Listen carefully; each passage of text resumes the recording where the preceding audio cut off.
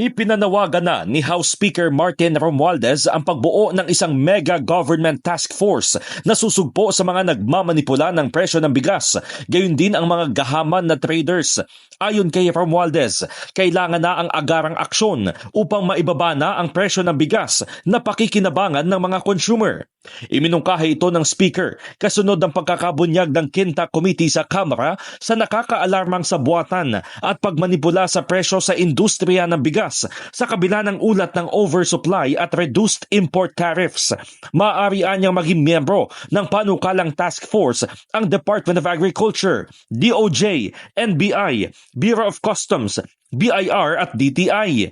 Magkakaroon umano ng kapangyarihan ang task force na magsagawa ng inventories, masusuri ang compliance sa tax laws at rules, maiinspeksyon ang warehouses at maipapasara ang lumalabag na business establishments.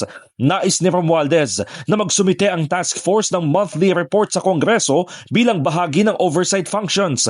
Hindi rin umano nito maunawaan kung bakit nasa 50 pesos pa rin kada kilo ang bigas, gayong bumaba na dapat ito dulot ng sapat na supply at mas mababang importation cost. Binigyang diin pa ng House Leader na ang findings ng Murang Pagkain Super Committee ay nagsiwalat ng seryosong betrayal of public trust, lalo't dapat ay nasa 35 hanggang 40 pesos na lang ang kada kilo ng bigas.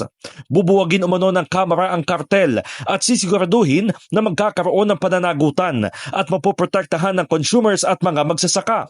Pinamamadali naman sa Quinta Com ang pagbalangkas ng panukalang batas kabilang ang pag-amyenda sa Anti-Agricultural Smuggling Act of 2016 at hinimukan DOJ at Philippine Competition Commission na habulin ang mga salarin.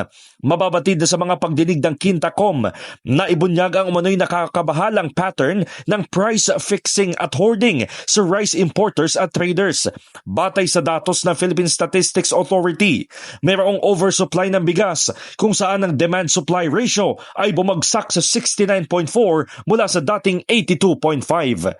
In the heart of changing lives, ako si Brigada Haji Caaminyo ng 105.1 Brigada News FM Manila, The Music and News Authority.